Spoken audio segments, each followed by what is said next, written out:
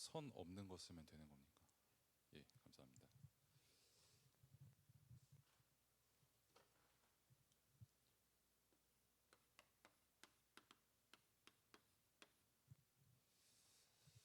함께 시편 1편 1절에서 2절의 말씀을 함께 읽었습니다. 복 있는 사람들은 악인들의 꾀를 따르지 않고 또 이제 죄인들의 길에 서지 않고 오만한 자들의 자리에 앉지 아니한다라고 했죠. 악인들의 꾀를 따를 수밖에 없는 게 사람이고 또 죄인들의 길에 서지 않으려고 하지만 끊임없이 그 대열과 길에 서려고 하는 게 또한 우리의 창세기 3장이고 특별히 그러다 보니까 오만한 자들 자리에 앉지 않으려고 하는데 오만한 자의 자리에 앉을 수밖에 없는 어떤 나의 상태와 또 삶을 발견하게 됩니다. 특별히 언제 우리가 오만한 자의 자리에 앉은 삶을 삽니까? 라고 했을 때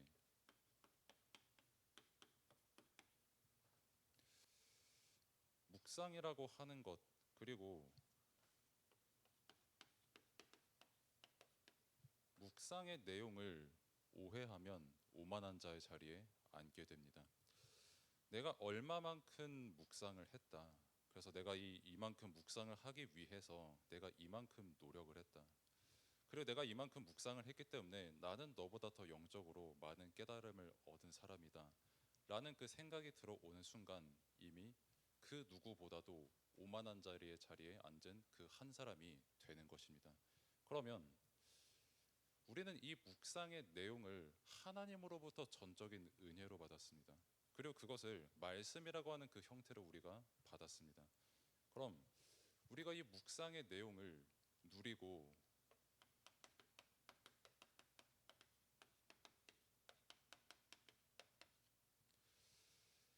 선포하는 그 삶을 사는 데에 있어서 뭐 결론이 될 수도 있겠지만은 사실 우리가 이 묵상에 대하여 우리가 주장하고 자랑하고 선포할 것은 은혜밖에 없습니다.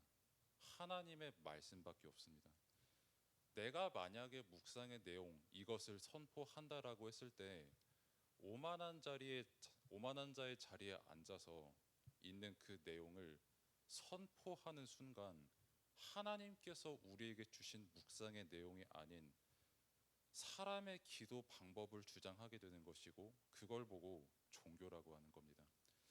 그래서 하나님께서는 종교가 아니라 우리에게 묵상하라고 묵상할 수 있는 반드시 묵상해야만 하는 그 내용을 우리에게 은혜로 주셨거든요. 그러면 그 내용이 뭡니까? 라고 했을 때 성경을 통해서 우리에게 말씀을 주신 겁니다. 그리고 그 말씀을 주심으로 인해서 하나님의 말씀 신명기 4장 2절의 말씀처럼 변질되지 않고 또 가감하지 않고 변하지 않고 하나님의 뜻이 그대로 지금 우리에게까지 그대로 증거되고 전달되도록 우리에게 성경을 주시고 말씀을 주신 거예요. 그리고 그 말씀을 통해서 하나님의 뜻을 우리가 알게 되고 그리고 사무엘상 10장 25절의 말씀처럼 하나님의 제도, 하나님의 뜻을 우리가 은혜로 그 말씀을 통해서 받게 된 겁니다. 그러면 하나님께서 보존하신 그리고 하나님께서 증거하게 하신 이 성경 말씀이 그럼 우리에게 무엇을 증거합니까? 라고 했을 때 요한복음 5장 39절에서 말한 것처럼 예수 그리스도 복음을 우리에게 증거하는 거죠.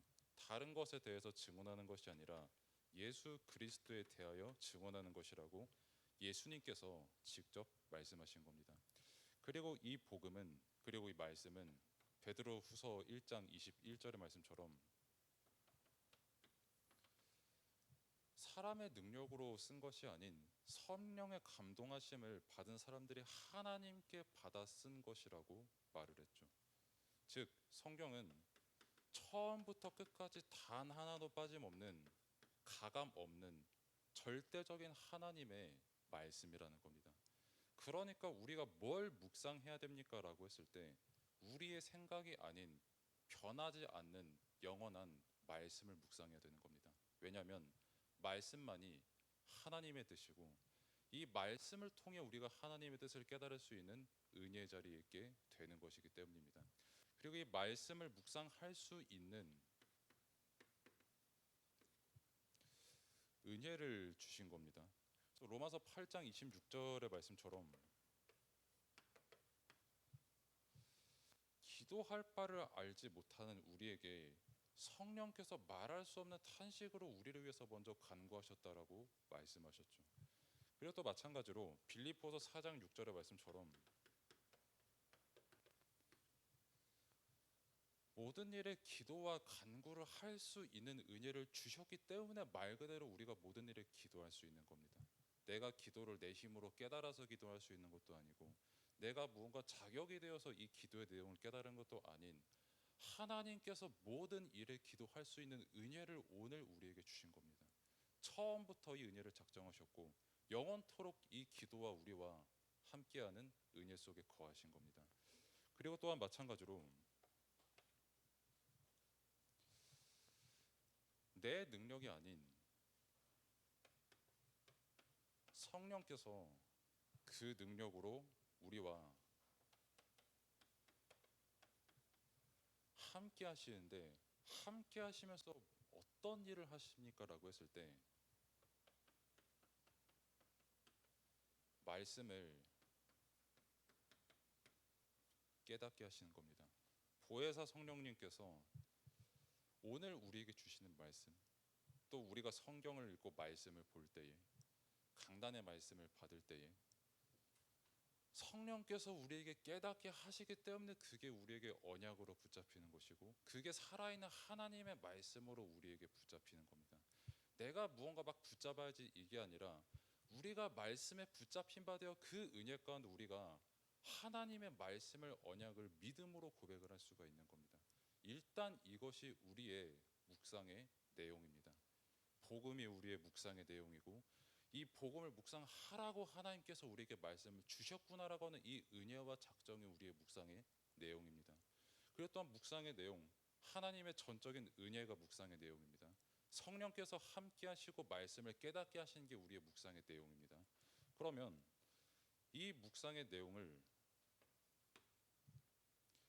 실제 누리려면 어떻게 해야 됩니까? 라고 했을 때 다른 게 중요한 게 아닙니다. 다 중요하지만 말씀이 우리의 묵상의 내용이니까 말씀을 알아야 되는 겁니다. 은혜의 내용을 묵상을 해야 되는 거니까 은혜를 알아야 되는 거예요. 성령께서 함께 하신다라고 하는 그 분명한 사실을 우리가 알아야 되는 겁니다. 그래서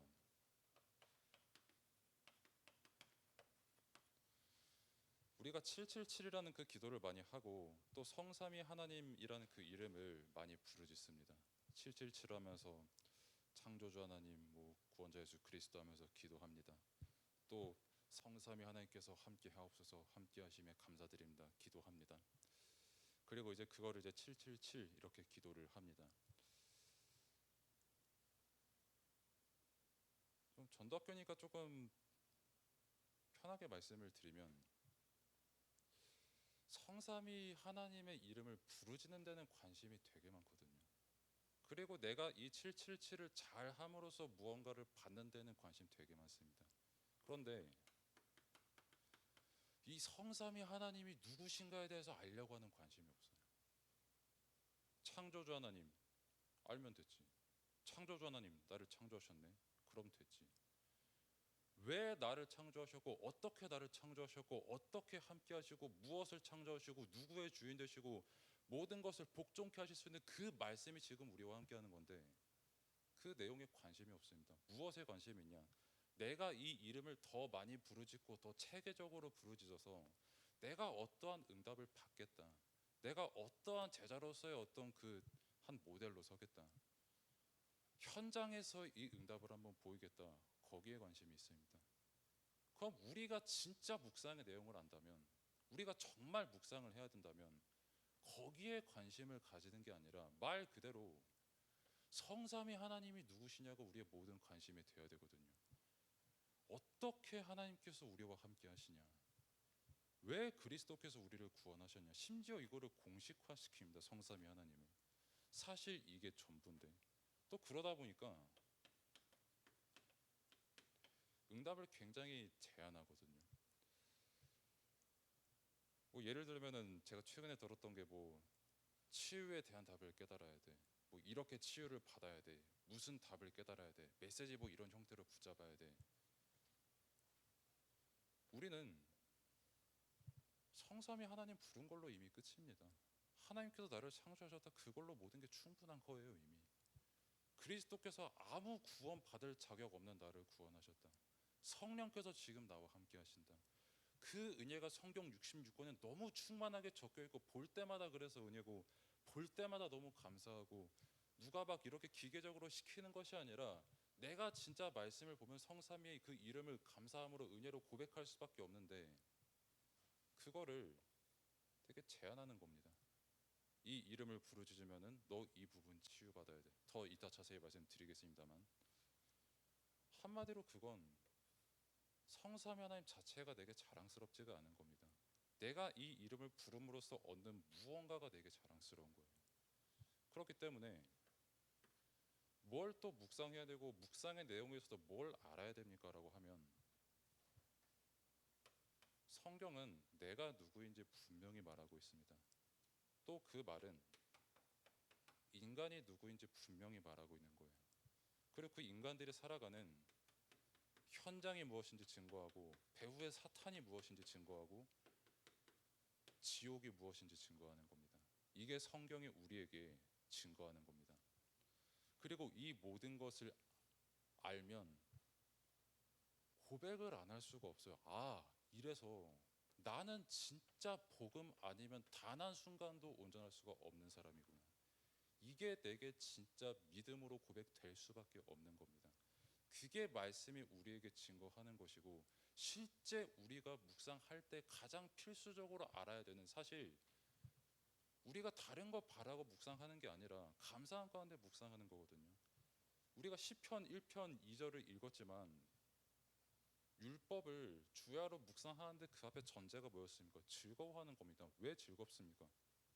하나님께서 자신이 누구인지를 알게 하는 그 은혜를 주셨거든요. 아니까 너무 즐겁거든요. 하나님께서 함께 하시는 게 너무 즐거운 겁니다. 그러니까 찬양 드리는 게 너무 즐거운 겁니다. 기도하는 게 너무 즐거운 거예요. 그 뜻대로 사는 게 너무 즐거운 겁니다. 그것을 보고 복음이라고 하는 겁니다. 그래서 내가 누구인지 진짜 말씀을 통해 알면 나한테 기대할 수 있는 것도 없고 자랑할 수 있는 것 단 한 가지도 없습니다. 오죽하면은 바울이 나도 나를 판단하지 않는다고 했거든요. 그 말이 무슨 말이냐면 그냥 나를 판단 안 해, 비판 안 할 거야 이런 차원이 아니라 내가 아무리 완벽하고 그 아무 흠도 없다고 할지라도 나는 나를 판단할 자격이 없어. 왜? 이미 하나님 앞에 죄인이기 때문에 하나님을 떠난 상태 속에 있기 때문에 내가 아무리 노력해도 절대 이 존재로부터 벗어날 수가 없고 죄의 형벌인 절대 이 형벌을 피해갈 수 없는 그 죄인 상태인 것을 알기 때문에 그러니까 그렇게 고백할 수밖에 없는 겁니다. 그래서 이 복음을 알면 아까 응답을 제한한다 말씀드렸죠. 진짜 응답이 무엇인지 알게 됩니다. 진짜 응답은 내게 복음이 필요하구나. 근데 복음을 주셨네. 그리고 나와 함께 하시네. 이거를 말씀을 볼 때마다 깨닫게 하시고 내가 누구인지 가르쳐 주시네. 그 자체가 묵상입니다. 그 자체가 은혜예요. 그리고 그 자체가 응답인 것을 알게 됩니다. 그래서 오늘도 이제 좀 우울증을 많이 심하게 앓은 그 랩런트 한 명을 몇 주째 이렇게 들어가고 있는데 만나고 있는데 사람들이 이제 그러더랍니다. 그 사람들보다 제가 낫다는 건 절대 아니고요. 저도 똑같이 기도하고 그분들보다 나은 게 단 하나도 없는 죄인 중에 괴수인데 사람들이 그렇게 말을 한다 이렇게 해요. 너 그 우울증 치료받아야 된다.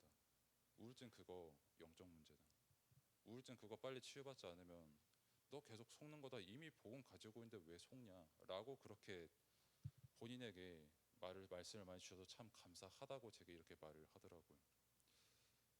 저는 솔직한 심정이 이 말씀을 제게 주셔서 저는 받은 은혜대로 그리고 말씀을 그냥 증거했거든요. 나는 아무리 생각해도 너가 그 우울증 때문에 겪는 힘듦 있잖아. 그거 우울증 하나님께서 주시지 않았겠냐? 우울증? 뭐 사람들이 문제라고 하는데 그럼 뭐 우울증 없으면은 그런 문제 없는 거냐? 하나님 떠나면은 문제 똑같이 있는 거거든요. 문제는 그 사람이 우울증이 있냐 없냐가 아니라 복음이 있냐 없냐라는 겁니다. 그리고 말씀을 통해서 진짜 하나님을 바라볼 수 있냐 없냐인 거예요. 그런 관점으로 봤을 때 그 친구가 우울증이 왔다. 그거 하나님께서 네게 주신 응답이야. 무슨 응답? 우울증 걸릴 때만 볼 수 있는 무언가가 있다.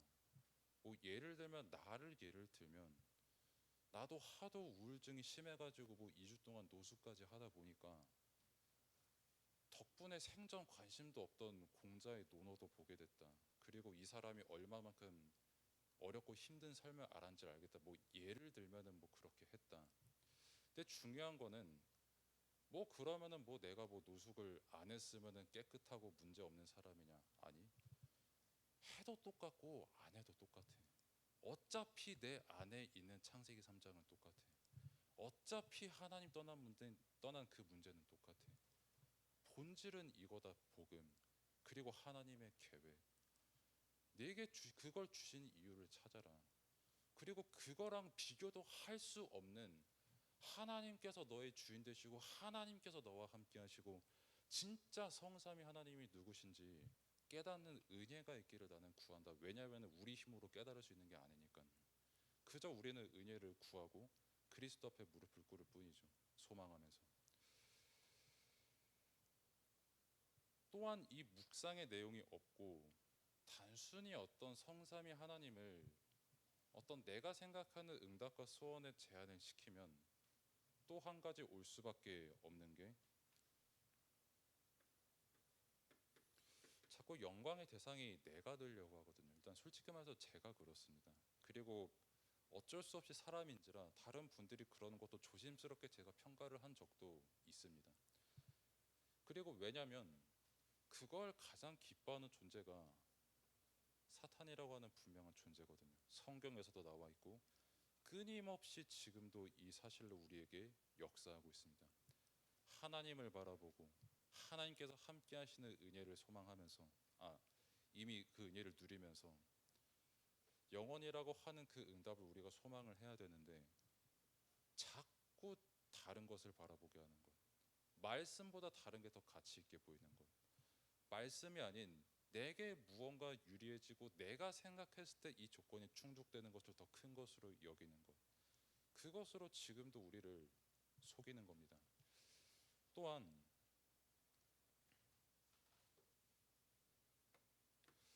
그럼 묵상이란 무엇입니까? 라고 했을 때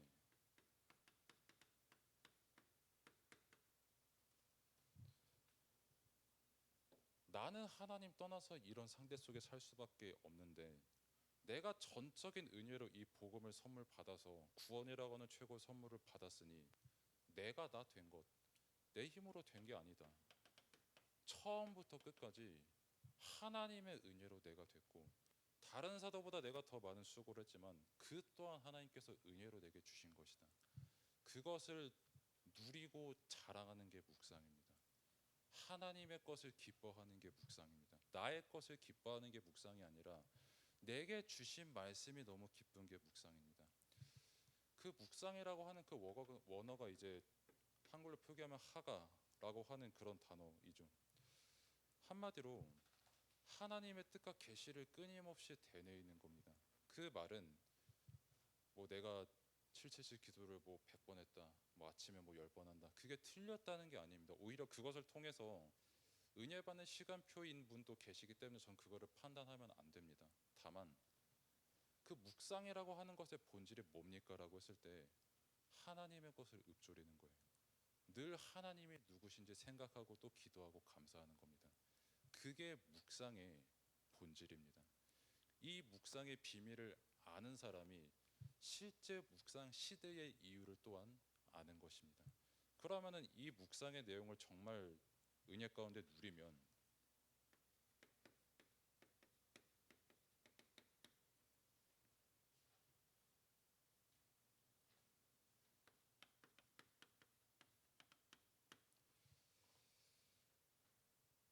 다른 마음을 품게 됩니다. 창세기 3장의 내 마음이 아닌 그리스도 예수의 마음을 품게 됩니다. 그럼 그 그리스도 예수의 마음이 뭡니까? 십자가에 못 박히시기까지 죽기까지 복종하신 분. 그러면서 모든 것보다 뛰어난 그 이름이신 분. 그러면서 우리의 주인 되시고 우리와 함께 하시고 모든 것에 사람에게 영광이 돌아가는 것이 아닌 주 예수 그리스도께 영광이 돌아가는 것. 그 마음이 나의 마음이 되는 겁니다. 모든 것에 있어서 내가 하나님의 이름을 부르짖는 데 있어서 내가 영광 받으려고 하지 않습니다. 하나님께서 영광 받으시는 것이 내게 너무 기쁨이 되는 겁니다.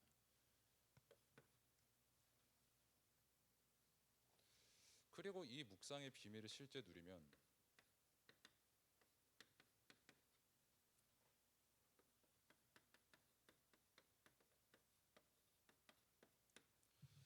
더 이상 이 복음을 부끄러워하지 않게 됩니다. 그러니까 복음을 부끄러워하지 않는다는 게 저번에도 말씀을 드렸지만 막 누군가를 붙잡아서 설명하는 게 뭐 부끄럽고 안 부끄럽고 이게 아니라 부끄러워한다는 말은 다르게 말하면 내가 복음보다 다른 거를 더 자랑하잖아요. 뭐 예를 들어서 제가 이 마이크를 복음보다 더 자랑한다고 하잖아요.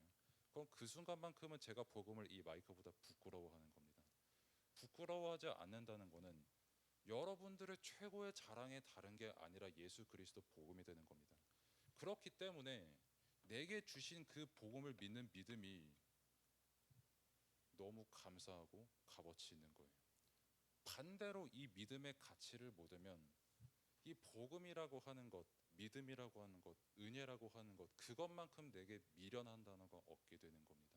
그래서 끊임없이 우리는 뭘 도전해야 됩니까? 라고 했을 때 하나님 알기를 힘써야 되는 겁니다. 내가 하나님의 이름을 부르짖어서 뭔가를 얻기 위해 힘쓰는 것도 아닌 내가 어떤 많이 부르짖어서 제자의 모습이 되는 거에 힘쓰는 게 아닌 하나님을 진짜 알면 어디서든 복음만 부끄러워하지 않고 자랑할 수밖에 없는 그 믿음이 되는 겁니다. 그 사람을 보고 실제 제자라고 하는 것이죠. 그리고 이 사람은 말세가 무엇인지를 알게 됩니다. 사람들이 왜 저렇게 전쟁하고 다투고 기근이 오고 여러 가지 재앙이 올 수밖에 없을까에 낙심하지 않습니다. 또 그 사람들을 보면서 왜 저럴까 하지 않습니다. 말씀을 떠나면은 저럴 수밖에 없구나라고 하는 그 이유를 알고 긍휼한 마음을 가지게 됩니다. 그리고 그 현장을 보면서 진짜 복음이 아니면 절대 안 되는구나라고 하는 그 한을 여러분들이 가지게 되는 겁니다. 그 한을 가진 사람이 전도 제자이고 더 중요한 거는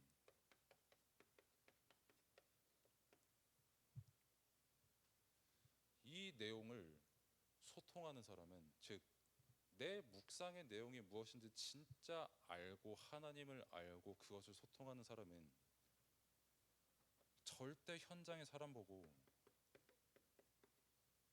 판단하지 않습니다. 이걸 다르게 말하면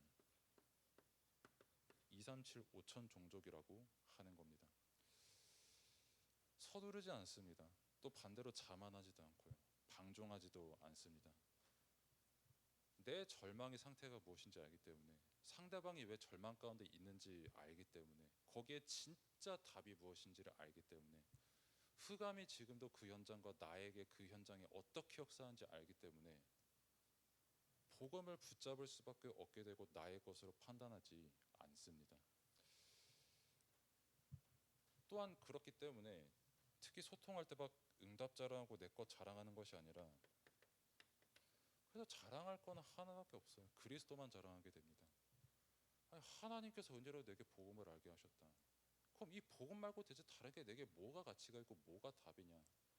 하나님께서 천지 만물을 창조하시고 모든 것에 하나님께서 창조하신 그 가치가 있지만 하나님을 떠난 순간 그 가치가 완전히 무너지지 않았냐? 나는 죄인 중에 개수로 살아갈 수밖에 없지 않냐? 우리는 구원받기에 전혀 합당한 모습이 아니었거든요. 아주 끔찍한 괴물의 모습이었거든요. 모든 사람이 다 그렇습니다. 누가 뭐 조금 이쁘고 잘나고 잘생기고 조금 착해서 이 사람은 그래도 받아야지 아니요. 구원받기에 합당한 사람 단 한 사람도 없었습니다. 그렇기 때문에 우리에게 구원을 주신 게 그것만큼 우리에게 은혜가 없는 겁니다. 진짜 그 복음의 가치를 알면 그 복음만 자랑하게 됩니다. 복음 안에서 일어나는 그 일들이 다 은혜였다고 바울처럼 고백을 하게 됩니다.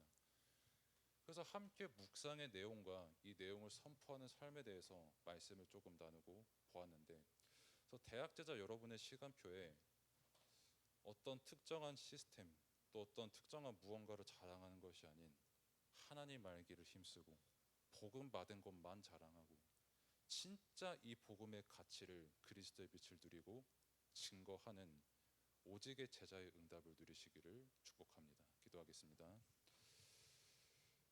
하나님 감사합니다. 우리에게 기도할 수 있는 은혜를 주셔서 감사하고 또 그것을 기도할 수 있는 말씀을 주심에 감사를 드립니다. 그렇게 우리의 기도가 말씀이 왜곡되지 않고 변질되지 않고 오늘도 우리에게 주신 이 분명한 예수 그리스도 복음, 세계복음화라고 하는 그 분명한 언약 237 그 어느 누구를 만나도 우리가 자랑할 것은 믿음과 복음, 이 은혜밖에 없음을 정말 내게 믿음으로 누리고 현장에서 이 빛을 충만히 비추는 대학제자의 시간표가 될 수 있도록 하나님께서 인도하시고 역사하여 주옵소서.